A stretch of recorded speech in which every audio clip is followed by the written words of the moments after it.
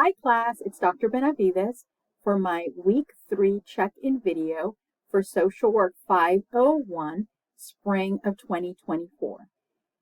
So I wanted to talk really quickly about a few things before we talk about week 3, person and environment interaction, the psychosocial person, and what we'll be doing this week. So for week 2, you did a check-in on your older adult interview. So I made comments on everybody's posts and provided some suggestions if anybody had mentioned that there might be some barriers, things of that nature. I do want to just stress that in addition to verbal consent, you do need to obtain written, signed consent and upload it. And there is a place on our Canvas course page where you can obtain both the template as well as a place where you upload it. So please make sure that you upload it, the signed consent form, as soon as you have it.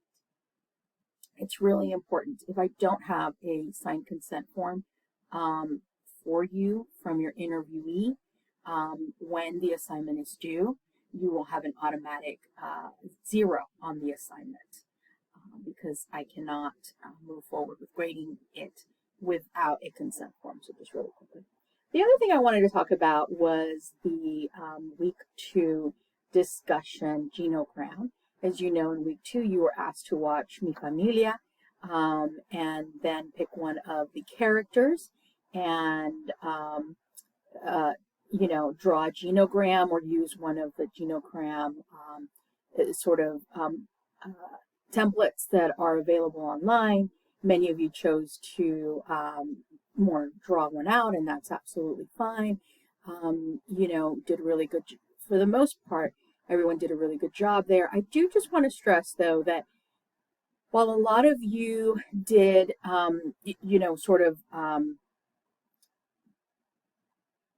do the circles and the format of it well. It looked a lot without, so one of the major important things about a genogram is that it should reflect patterns in the family, such as maybe alcoholism or domestic abuse or other things that are good, right? Families that maybe lawyers in the family. I don't know. It really should depict patterns that the family, that across generations, this family has developed.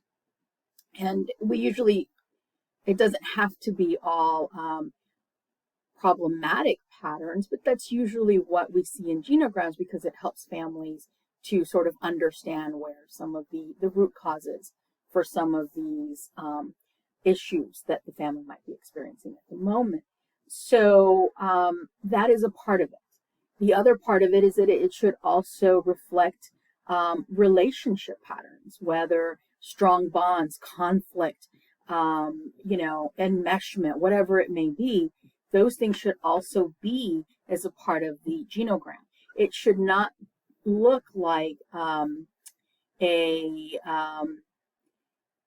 it shouldn't look like just a family tree or genealogical line without having those sort of patterns and relationships and conflicts and other things noted. You can also note religion, spirituality.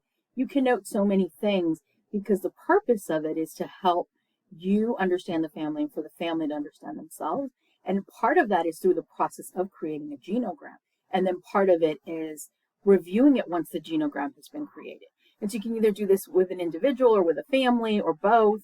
And so I think that that's important that I wanted to make sure that people understood that it's not supposed to be like a family tree only or a genealogical tree sort of thing. It really should exemplify, or not exemplify, excuse me, really should really show patterns, conflicts, relationships, those sort of things, okay? All right, so for this week, we have two discussion posts. One is you're checking in with your background with psychological theory. So this is really just asking you, what is your background with studying topics such as ego functions and defenses, you know, the ego defenses, object relations, Mahler's model. Have you heard of these before? And if you have, what do you know about them? And if you haven't, that's okay too. So what courses have you taken in your undergrad, or some of you have already masters in something else? Have in those courses, have you touched on these concepts and ideas? And what did you learn about these concepts in these courses? You are not required to, but you can feel free to respond to any of your classmates. And you can also feel free to post any questions that you might have for myself and or your peers about these concepts here. If it is a question about an assignment or something else, then send me an email. Okay, so that's your week 3 discussion. Excuse me. The next week 3 discussion is the Sanchez family. So looking at your textbook, the Rogers textbook, you're going to work on an activity from a family example or case study from the Sanchez family that is part of the textbook. So there is you're going to click here to view the interactive Sanchez family case website that corresponds with your book. You're going to choose one member of the Sanchez family to focus on, and you will explore that individual family member's client history, client concerns, and goals for client, and anything else that you can see from their case files. You will also view the EcoMap and genogram for the Sanchez family that is available on this website that you can get to by clicking here. Then you will complete the exercises on pages 108 and 109 in your Rogers textbook, applying the theories that we talked about, systems theory, family systems, and the things that we talked about last week, to the Sanchez family member you've chosen. Post your completed exercise as your initial post for this form.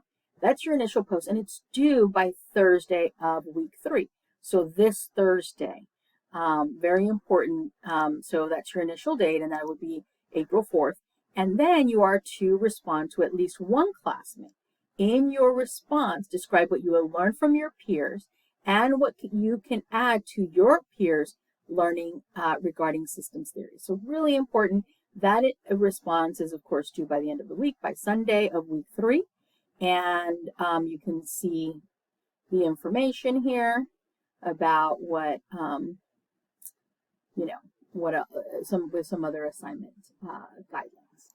Week 3 also has another concept quiz like you did in week 2. I am in the process of grading the week 2 quizzes, so you should see those in the next few days. But for week 3, you're asked to answer these questions. Number 1, what is operant conditioning? And describe 2 ways that it is used in social work today. You can provide examples, even, if you want to apply it to a case example, you can do that as well. But you must describe how it is used in social work.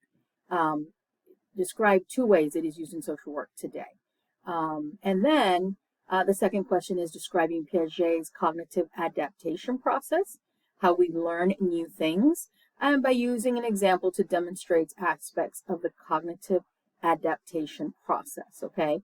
And so really important, that of course is where we're talking about schemas, assimilations, accommodations, that sort of thing. Your concept quiz is due by Sunday of week 3 by 11:59 p.m. Your responses should be a minimum of 750 words and a maximum of 1,000 words per question, not in total. Make sure you use proper APA formatting. Okay, so that is all for now. Please feel free to reach out if you have any questions on any of the assignments or any of the concepts and would like to meet. I'm more than, I have met with groups of students in classes before, in my online classes before. There's a group of students that might want to meet regarding the assignments and wanting clarification on assignments, or if you want to just meet one-on-one. So, I'm open to you letting me know what works for you. I can meet one-on-one with individuals. If I see that there's several people kind of having the same questions about something, I might suggest trying to do like a group meet. But just let me know. So, all right, take care, everyone, and we will see you next week.